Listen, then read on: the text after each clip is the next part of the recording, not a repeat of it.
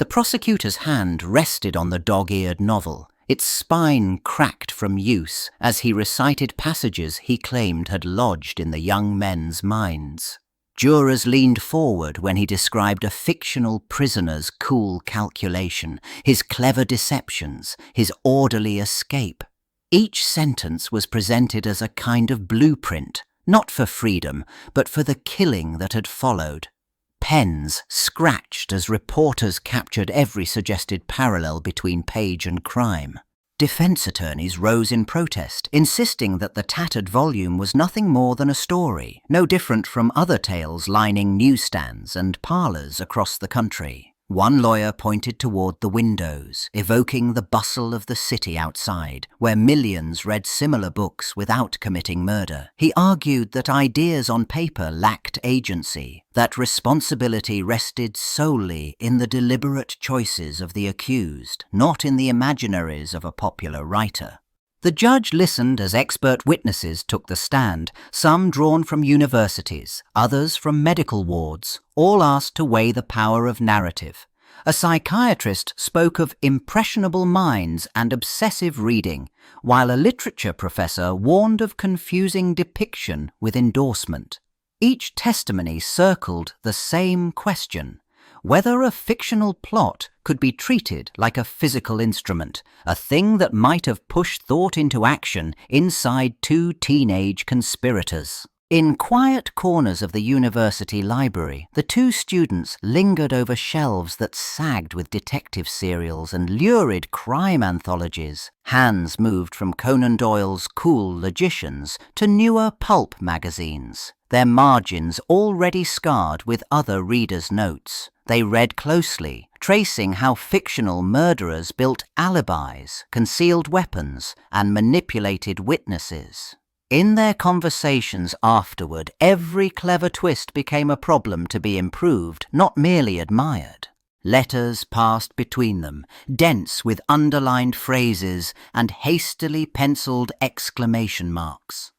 One page might quote a philosopher on the freedom of the exceptional individual. The next dissected a scene where a fictional killer misled police. Their diaries recorded experiments in hypotheticals: how long a body might go unnoticed, how to erase footprints on wet pavement, how to arrange a disappearance.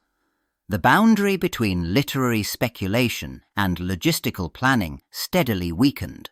Evenings in well-furnished sitting rooms turned into rehearsals of imagined crimes. Maps of Chicago lay open beside adventure novels, streets penciled over with possible routes and hiding places. They spoke of themselves as minds set apart, invoking favourite passages where brilliant characters mocked ordinary notions of guilt. Each narrative of the perfect crime appeared less like entertainment and more like a challenge. Fictional scenarios hardened into tentative blueprints, waiting only for a chosen victim.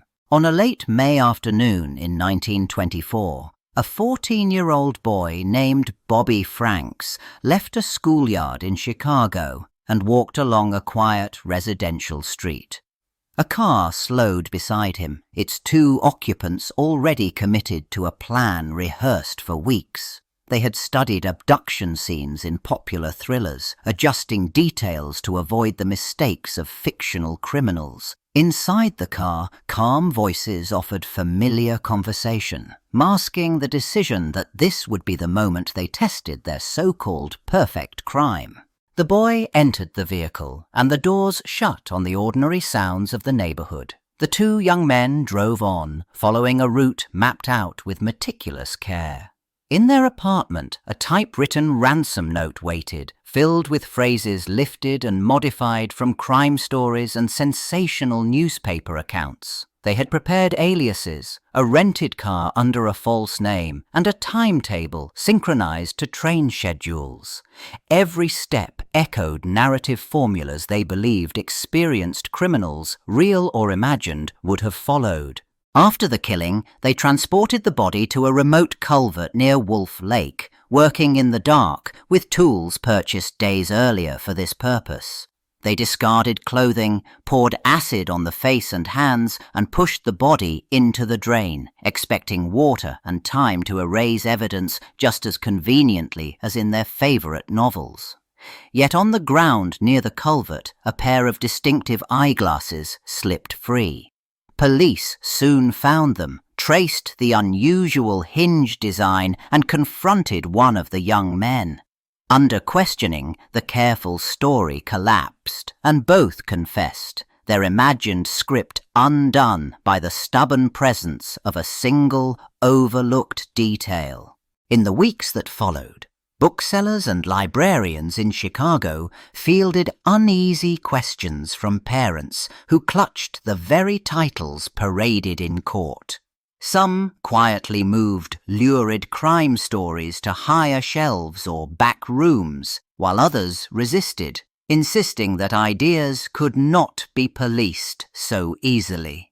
Newspaper columns carried anxious debates over whether public libraries should restrict access to novels that glorified cunning outlaws, even when no law yet required such caution. As testimony unfolded, defense attorney Clarence Darrow responded by turning the attack on books into a broader indictment of social hypocrisy. He argued that the same society that sold tales of ruthless ambition and triumphant violence also celebrated cutthroat competition in business and war. Reporters in the press benches noted how he folded passages from philosophy and literature into his plea, claiming that no single volume, however disturbing, could bear the blame for a killing born of deeper cultural contradictions. Legal observers in the packed gallery recognized that the arguments over books were testing the boundaries of evidence itself. Some commentators worried that accepting fiction as a kind of co-conspirator would open the door to prosecuting publishers and authors whenever a crime echoed their plots. Law reviews summarized the proceedings with unusual urgency, pointing to the danger of letting imagined worlds stand as proof of criminal intent in the real one, and urging clearer safeguards around literary influence in court. Clarence Darrow stood in the crowded Chicago courtroom, his voice low but carrying, as he dismantled the state's claim that a novel had pulled the trigger. He walked the jurors through the library shelves of the city in their minds, pointing out that the same volumes of philosophy, drama, and crime fiction rested in the homes of judges, professors, and businessmen. Those readers had lived uneventful, lawful lives, untouched by the murderous impulse the prosecution tried to pin on a book. He held the printed pages as physical proof of their ordinariness, turning them from alleged weapons into mere reflections of thoughts already present in the world. He reminded the court that Dostoevsky, Nietzsche, and other demanding authors had been studied in universities and salons without leaving trails of blood. If danger existed, he argued, it lay in the tangled motives inside the defendants and in the pressures of status, pride, and curiosity, not in ink pressed into paper. Contemporary reporters noted how he shifted attention toward responsibility that could not be shelved or burned. He spoke of upbringing, privilege, and the intoxicating belief in superior intellect that had shaped the young men at the defense table. Court transcripts recorded his insistence that no legislature could outlaw ideas without also condemning the minds that produced them. By the time he finished, the courtroom had been urged to see fiction as evidence of human nature, not a command to act. In Chicago courtrooms, the Leopold and Loeb proceedings had already filled columns with talk of Nietzsche, crime stories, and the power of ideas.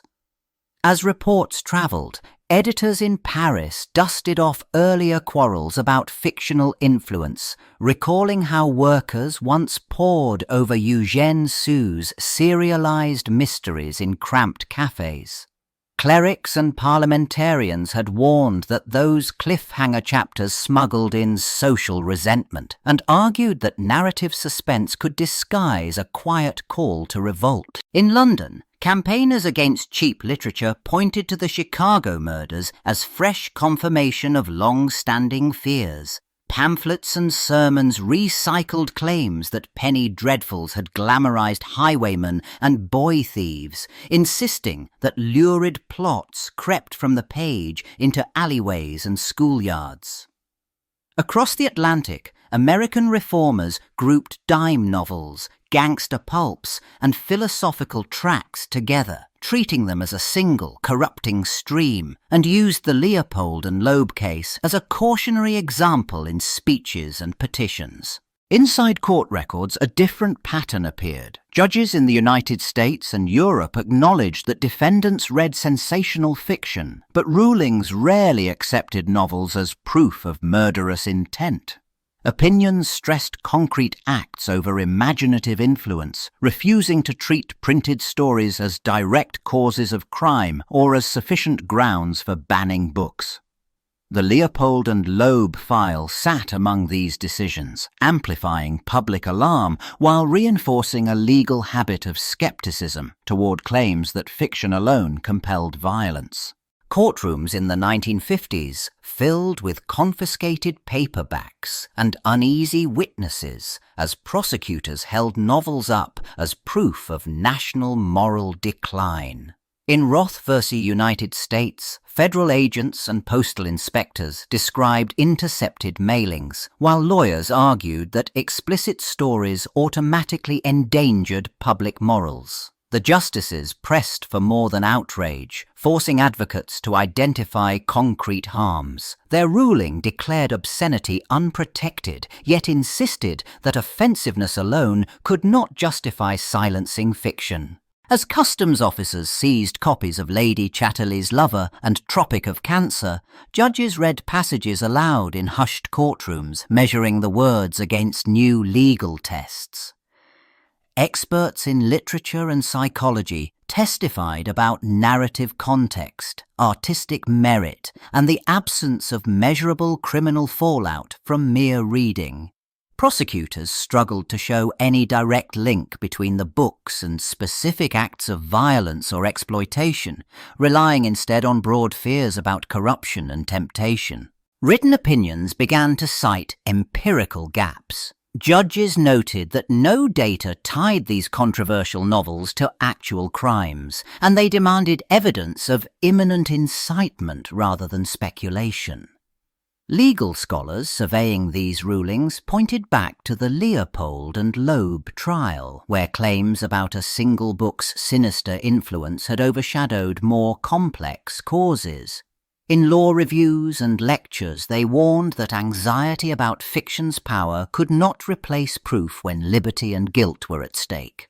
Shelves of paperbacks and hardcovers once reappeared in courtrooms under a different light. Prosecutors pointed to dog-eared crime novels, revolutionary manifestos couched as fiction, or lurid paperbacks, inviting jurors to read intent in the margins. Judges turned to emerging treatises and appellate opinions that mapped the borders of relevance and prejudice. Step by step, rules of evidence defined what a book in a bedroom or a study could actually prove about the mind behind a criminal act. In one case after another, courts measured the gap between a story on the page and the facts in the indictment.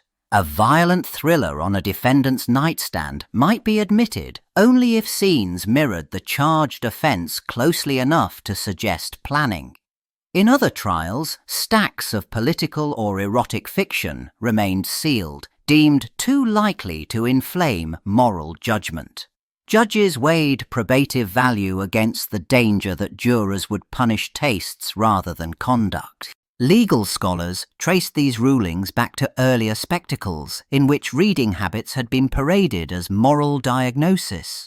They argued that the intense focus on sensational novels and psychological speculation in famous trials had exposed the risks of letting literature stand in for evidence. Over time, their critiques filtered into judicial reasoning. Courts increasingly demanded a precise, demonstrable link between a fictional text and concrete actions. confining books to narrow roles within the law of proof. In fluorescent-lit courtrooms from the 1980s onward, paperbacks lay on evidence tables beside photographs and forensic charts. Prosecutors held up copies of American Psycho, the Turner Diaries, and dog-eared horror novels, reading graphic passages aloud to juries. Defendants shifted in the witness box as questions circled around why they had bought these books, how often they had read them, and whether the scenes of torture, race war, or sadism had mirrored thoughts they already held.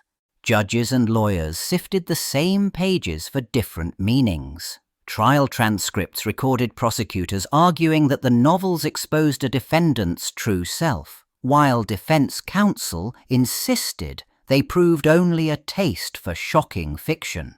Appellate panels later passed these exchanges, quoting First Amendment precedents and warning of the danger in blurring fantasy with intent. Opinions stressed that a person might collect violent stories for curiosity, subcultural identity, or simple fascination without ever planning an actual crime. In terrorism and hate crime prosecutions, the analysis grew more exacting. Courts sometimes admitted extremist novels as circumstantial proof of ideology when accompanied by weapons stockpiles, coded messages, or manifestos that echoed specific plot lines. In other cases, higher courts curtailed such uses, overturning verdicts where the books had stood in for concrete evidence. Legal scholars noted that by the early 21st century, opinions increasingly framed fictional reading as protected expression unless firmly tethered to demonstrable steps toward real-world violence. The courtroom in the 1920s still held the faint smell of ink and dust, and on the scarred evidence table, the crime novel lay open, its pages creased from too many anxious hands. Lawyers had pointed to its violent fantasies as if it were an accomplice, suggesting that its plot had seeped from fiction into the streets of Chicago. Jurors watched the book as though it might speak, while the defendant's own boasts about intellectual superiority echoed against the wooden walls. Over the following decades, judges and scholars picked through that moment with growing skepticism. Appellate opinions began to insist on clear, demonstrable links between a text and a specific criminal act before allowing it any weight. Law reviews dissected the case of Leopold and Loeb as a cautionary example, arguing that fear of lurid novels could not substitute for proof. Courts grew wary of treating bookshelves as personality profiles, recognizing how easily prejudice could masquerade as inference. By the late 20th century, modern doctrine largely treated fiction as background, not as a co-defendant. Opinions in cases involving films, video games, or radical literature tended to reaffirm that imagination, even when steeped in cruelty, did not amount to criminal intent. Yet the question never fully settled. Psychologists mapped how stories shaped empathy and aggression, while legal theorists debated responsibility in a culture saturated with narrative. On the table of history, the battered volume from 1922 remained, its silent presence marking a fault line between influence and blame.